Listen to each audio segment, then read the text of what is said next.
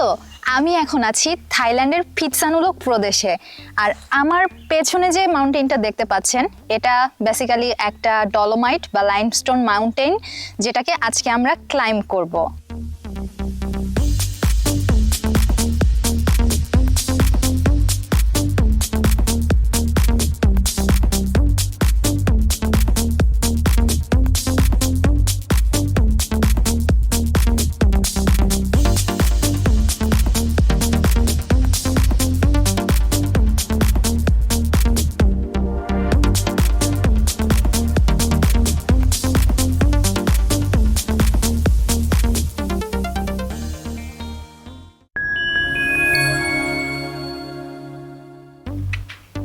এই মুহূর্তে যখন আমি ভিডিওটা রেকর্ড করছি, তখন এতক্ষণে নিশ্চয়ই আমার কাওচাং ফুয়াক মাউন্টেন অভিযানের ভিডিওটা অলরেডি পাবলিশ হয়ে গেছে। আসলে গতকালকেই আমরা কাওচাং ফুয়াক থেকে নেমে এসেছি। তো কাওচাং ফুয়াক থেকে নেমে এসে আমরা 400 কিলোমিটার ড্রাইভ করে রাতে ছিলাম সিনবুরিতে, এবং আজকে সকালে আবার 200 কিলোমিটার ড্রাইভ করে এসে আমরা পৌঁছাইছি ফিতসানুলোক প্রভিন্সে। আমার পেছনে যে অফিসটা দেখতে পাচ্ছেন, এটাই হচ্ছে এখানকার মিটিং পয়েন্ট। তো এখানে এসে আমরা চেক ইন করেছি। আমাদের ক্লাইম্বিং শুরু হবে দুপুর 2টা থেকে। আর এই ক্লাইম্বিং এর জন্য এখানে কিভাবে আসবেন এবং কি কি খরচা হবে, এটার উপরে আমার ওয়েবসাইটে আমি একটা ব্লগ পাবলিশ করেছি, যেটা লিঙ্ক আমি ডেসক্রিপশন বক্সে দিয়ে দিচ্ছি। আপনারা চাইলে সেটা চেক করে নিতে পারেন, কারণ এত কথা সাধারণত ভিডিওতে বলাটাও একটু বিরক্তিকর লাগে। সো আমি চাচ্ছি না যে আপনাদের ভিউইং এক্সপিরিয়েন্সটাকে এই ধরনের কথাগুলো দিয়ে ইন্টারাপ্টেড করার। আপনাদের যদি জানার ইচ্ছা থাকে, তো তাহলে আপনারা সেখানে ক্লিক করে জেনে নিতে পারেন।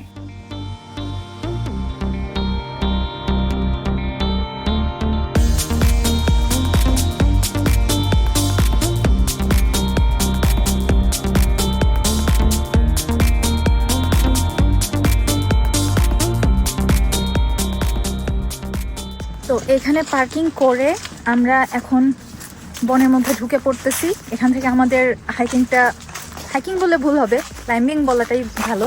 ক্লাইম্বিংটা শুরু হবে। তো ইনি হচ্ছে আজকে আমাদের সাথে আমাদের পার্সোনাল গাইড।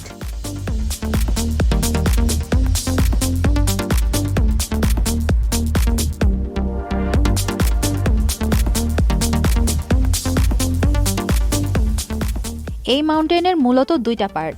প্রথম অংশটা, অর্থাৎ আমরা এখন যেখান দিয়ে ক্লাইম্ব করব, সেই পার্টটা ডলোমিকটিক লাইমস্টোনের বড় বড় পাথরের স্তূপে ভরা। এর সাথে বিশাল লতানো গাছ এবং শিকড় এক্সট্রা চ্যালেঞ্জ অ্যাড করে রেখেছে।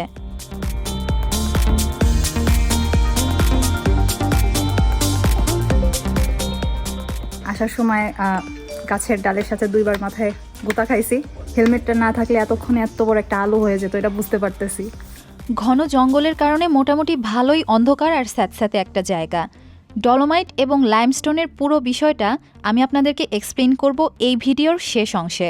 বাট ফর নাও শুধু এইটুকু মনে রাখেন যে লাইমস্টোনটাই প্রাকৃতিক উপায়ে ডলোমাইটে রূপান্তরিত হয়, যখন লাইমস্টোনের ক্যালসিয়াম কার্বনেটের একটি ক্যালসিয়াম আয়ন একটি ম্যাগনেসিয়াম আয়ন দিয়ে প্রতিস্থাপিত হয়ে ক্যালসিয়াম ম্যাগনেসিয়াম কার্বনেট হয়ে যায়, ঠিক তখনই সেটাকে আমরা ডলোমাইট বলে থাকি।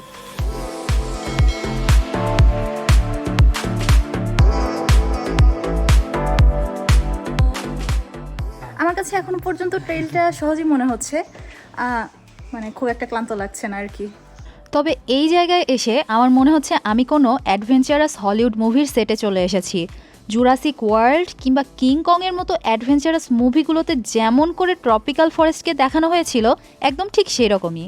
ওঠার সময় রাস্তায় প্রাকৃতিকভাবে তৈরি ছোট ছোট কিছু ডলোমিকটিক লাইমস্টোনের কেভও দেখতে পাচ্ছি। তবে সেখানে কোনো বাদুড় আপাতত চোখে পড়ছে না। বাদুড় দেখতে চাইলে অন্য আরেকটা কেভে আমরা যেতে পারি, তবে সেটার রুট আলাদা। তাই আপাতত বাদুড় দেখার প্ল্যান বাদ। আর এখন আমাদেরকে ওই স্টিফ পার্টটা উঠতে হবে। এই মুহূর্তে আমরা একদম পাক্কা 300 মিটার, একদম 85 থেকে 90 ডিগ্রি খাড়া উঠে যাচ্ছি। বুঝতেই পারছেন, ট্রপিক্যাল আবহাওয়ার এই দেশে বর্ষার সময় এই ট্রেইল ক্লাইম্ব করা যেন এক দুঃস্বপ্ন। তাই শুধু ডিসেম্বর এবং জানুয়ারিতে প্রতিদিন মাত্র 30 জন করে ক্লাইম্বারের জন্য এই ট্রেইল উন্মুক্ত থাকে। এর মধ্যে মাত্র 3টি জোনে 3টি টিম ক্যাম্পিংয়ের সুযোগ পায়, বাকিরা ওই দিনই নিচে ফিরে যান।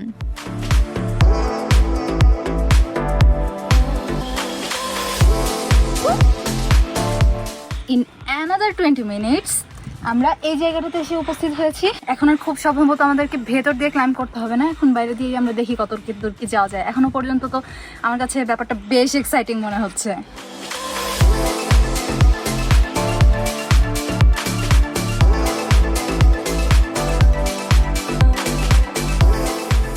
আপনারা কি দেখতে চান আমার চোখের সামনে এখন কি আছে? চলেন দেখাই।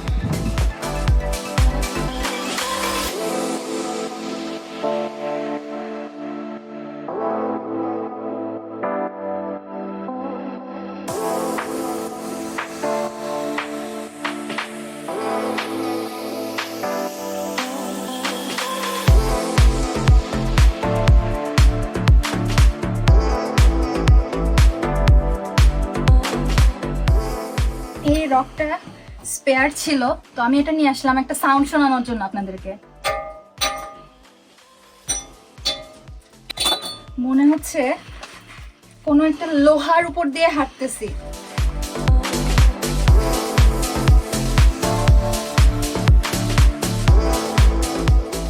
এটা হচ্ছে জোন 1/2। আমাদের আজকে টেন্টের জায়গা হচ্ছে জোন 2-তে। তো জোন 2টা ওই দিকে, তো আমরা এখন ওই দিকে যাব।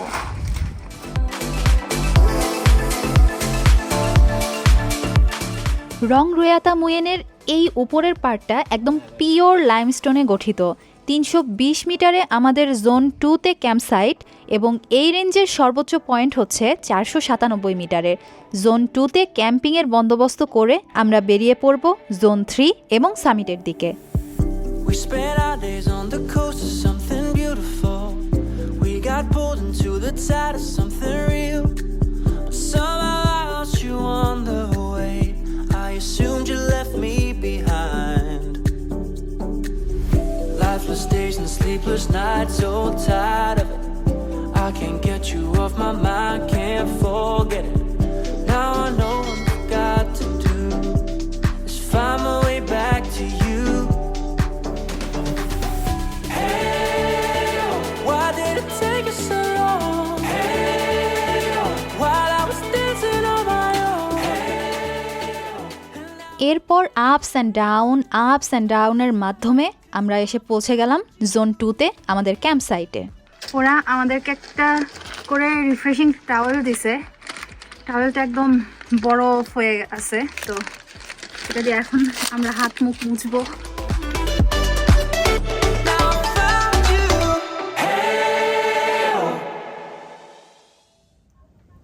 এখন যখন আমি এই ভিডিওটা রেকর্ড করছি, ঠিক তখন আমি অলরেডি জোন 2 থেকে এই পুরো এরিয়ার যে হাইয়েস্ট জোন অর্থাৎ জোন 3 সেখান দিয়ে একটা রাউন্ড ট্রিপ দিয়ে এসে বসেছি। তো যাই হোক, সেইটার এক্সপিরিয়েন্স আমি একটু পরে শেয়ার করছি। তার আগে আপনাদেরকে একটু বলে দেই যে হচ্ছে এই হিল টপের উপরে আমাদের কি কি ফ্যাসিলিটিস মিলেছে। আমার কাছে মনে হয়েছে যে ওরা যে টাকাগুলো নিছে, এই টাকাগুলো আসলে শুধু শুধু নেয় নাই, কারণ এখানে সব ধরনের ফ্যাসিলিটিস ওরা দিছে। কারণ আপনারা দেখতে পাচ্ছেন যে টেন্টের সেটআপ আমাদেরকে দিছে, স্লিপিং প্যাড দিছে, আর আমাদের যিনি গাইড তিনি এখানেই কোথাও একটা হয়তো বা ঘুমাবে, আমাদেরকে বললো যে আমি আশেপাশে আছি, তোমাদের সমস্যা হলে তোমরা আমাকে নক দিও। এবং আমরা আসার সময় আমাদের সাথে খাবার নিয়ে আসছি, আমাদের সাথে ওরা পানিও দিছে এবং পর্যাপ্ত পরিমাণে পানি দিছে। যদিও আমরা একটু বেশি বেশি পানি নিয়ে আসছি, বাট ওরা যে পানিটা দেয় এই পানিটা কিন্তু ইনাফ। ওয়েল, তাহলে চলেন এইবার আপনাদের একটা real life do or die gaming experience দিয়ে নিয়ে আসি। If I had known then what I know now, I wouldn't have said what I said. I took the long road, thought I'd be better on my own. Sometimes what's right is wrong instead. 'Cause I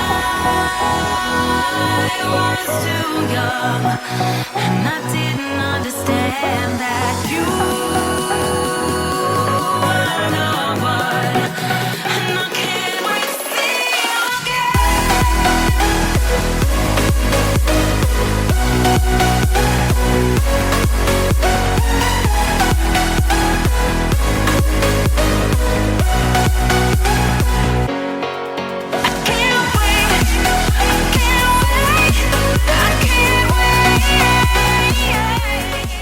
এই adventurous ক্লাইম্বিংকে যদি আমি একটি লাইনে বর্ণনা করতে চাই তাহলে আমি বলবো 1 step at a time, I will be fine.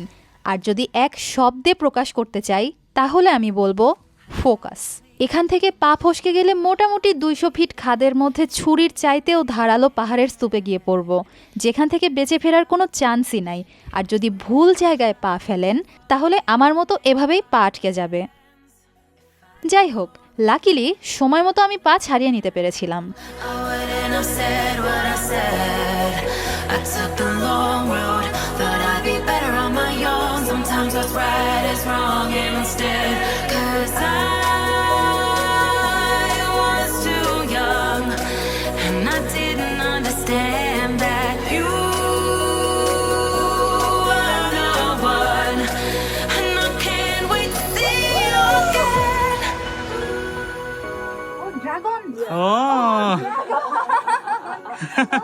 ওখানে একটা রক আছে, যে রকটার ফরমেশন আসলে দেখতে ড্রাগনের মতো লাগতেছে। তো যাই হোক, এইটা হচ্ছে জোন 3। তো জোন 3-তে যদি আপনারা থাকতে চান তো তাহলে আপনাদেরকে হ্যামকে থাকতে হবে, অথবা এরকম মানে পোর্টেবল বেডে আপনাদেরকে থাকতে হবে। জোন 3টাই মূলত এই রেঞ্জের সবচেয়ে হাইয়েস্ট পয়েন্টে অবস্থিত। এখন জোন 3 থেকে আমরা আবার ধীরে ধীরে একটু নিচের দিকে নামবো, তবে জোন 3 থেকে জোন 2তে ফেরার রাস্তাটা কিন্তু ভিন্ন। মাঝে মাঝে বেশিরভাগ ক্ষেত্রে আমার এটাই মনে হচ্ছিল যে আমরা real life Prince of Persia গেমের মধ্যে আছি।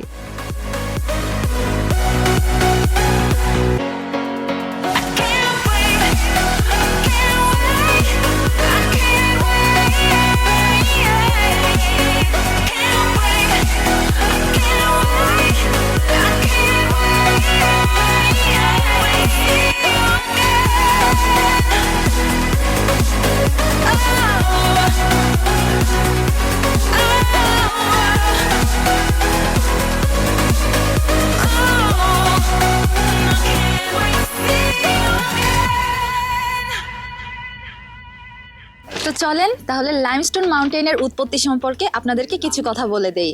কিন্তু তার আগে আপনাদেরকে বুঝতে হবে যে কন্টিনেন্টাল ড্রিফট কি জিনিস। আমরা আমাদের পৃথিবী তৈরির সময়কার জিওলজিক্যাল টাইম স্কেল যদি দেখি তাহলে আমরা দেখতে পাবো যে আমরা পৃথিবীর বর্তমানে যে মানচিত্রটা দেখি, at the very beginning of time এই মানচিত্রটা এমন ছিল না। প্রথম দিকে পৃথিবীতে শুধুমাত্র একটাই মাত্র কন্টিনেন্ট ছিল, যেটার নাম ছিল প্যানজিয়া, এবং এই প্যানজিয়াকে ঘিরে যে বিশাল আকারের সমুদ্র ছিল সেই সমুদ্রকে বলা হতো প্যানথেলাসা। এরপর সময়ের আবর্তনে কন্টিনেন্টাল ড্রিফটের মাধ্যমে পৃথিবী আমাদের বর্তমানে এই অবস্থানে এসেছে, আর এই থিওরিকে বলা হয় কন্টিনেন্টাল ড্রিফট থিওরি। এই কারণেই এক সময় যেখানে হয়তোবা মরুভূমি অথবা বিশাল জনপদ ছিল তা এখন মহাসমুদ্রের তলদেশে, আর যেটা একসময় মহাসমুদ্রের তলদেশে ছিল সেটা এখন হয়তোবা কোনো একটা জনবহুল জনপদে পরিণত হয়ে গিয়েছে। আমি বর্তমানে যে জায়গাটাতে দাঁড়িয়ে আছি, কমসে কম 4 থেকে 500 মিলিয়ন বছর আগে এই জায়গাটা একসময় সমুদ্রের তলদেশেই ছিল, এবং যে প্রক্রিয়ায় ক্যালসিয়াম কার্বনেট এবং বিভিন্ন মিনারেলস একত্রে জমাট বেঁধে প্রবাল প্রাচীর তৈরি হয়, সেই একইভাবে এই পাহাড়গুলিও তৈরি হয়েছিল। সমুদ্রের তলদেশে বিশাল বিশাল বড় বড় প্রবালের খণ্ড জড়ো হতে হতে এই বিশাল বিশাল পাহাড়ের তৈরি হয়েছিল। কালের বিবর্তনে সমুদ্র ঠিকই বিলীন হয়ে গেছে, কিন্তু তার চিহ্ন এভাবেই রেখে গেছে। এবার আসি লাইমস্টোন আর ডলোমাইটসের মধ্যে পার্থক্য নিয়ে। ইটালিয়ান ডলোমাইটসের নাম কম বেশি আমরা সবাই শুনেছি, কিন্তু লাইমস্টোন আর ডলোমাইটের মধ্যে মেইন পার্থক্য হচ্ছে যে লাইমস্টোনের চাইতে ডলোমাইটসে ম্যাগনেসিয়ামের পরিমাণ অনেক বেশি হয়ে থাকে, এবং এই কারণে লাইমস্টোনের চাইতে ডলোমাইট কিন্তু অনেক বেশি হার্ড হয়ে থাকে। লাইমস্টোনের মতো ডলোমাইট কিন্তু পানিতে দ্রবীভূতও হয় না। আসলে আমি যদি আরো একটু সহজভাবে বলতে চাই তো তাহলে আমরা বলতে পারি যে আসলে লাইমস্টোনটাই একসময় ডলোমাইটে পরিণত হয়। তাই বলাই যায় যে সকল ডলোমাইটই লাইমস্টোন, কিন্তু সকল লাইমস্টোনই ডলোমাইটস নয়। বলে রাখা ভালো, লাইমস্টোন কিন্তু ডলোমাইটসের চাইতে অনেক বেশি এক্সপেন্সিভ, আর বৃষ্টির পানিতে এটা দ্রবীভূত হয়ে ক্ষয় হয়ে যায় ধীরে ধীরে। ঠিক যেমনটা দেখতে পাচ্ছেন যে ক্ষয় হতে হতে এখানকার প্রত্যেকটা কোণ কতটা শার্প আর স্পঞ্জি হয়ে গেছে। আপনারা যারা রিসেন্ট টাইমে থাইল্যান্ডে ভ্রমণ করেছেন এবং থাইল্যান্ডে বিভিন্ন আইল্যান্ড হপিংয়ে গিয়েছেন, তারা হয়তো দেখেছেন যে সমুদ্রের বুকে কিভাবে বিশাল বিশাল লাইমস্টোনের সব পাহাড় মাথা উঁচু করে দাঁড়িয়ে আছে। আমার ঠিক সামনেও আমি কিন্তু সেই একই দৃশ্য দেখতে পাচ্ছি, যে আমার থেকে একটু দূরেই বেশ কয়েকটা লাইমস্টোনের পাহাড় মাথা উঁচু করে দাঁড়িয়ে আছে এবং মাঝখানের ভূমিরূপটা অনেকটা সিবেডের মতো। তো আজকের ভিডিওটা এই পর্যন্তই। ভিডিওটা যদি ভালো লেগে থাকে তাহলে অবশ্যই লাইক, কমেন্ট, শেয়ার করে দিবেন এবং এরকম ভিডিও যদি আরো বেশি বেশি দেখতে চান তাহলে আমার চ্যানেলটাকে সাবস্ক্রাইব করে রাখতে পারেন। তো দেখা হচ্ছে পরবর্তী ভিডিওতে, মোস্ট প্রবাবলি নেপাল থেকে। So keep watching, till then, good bye.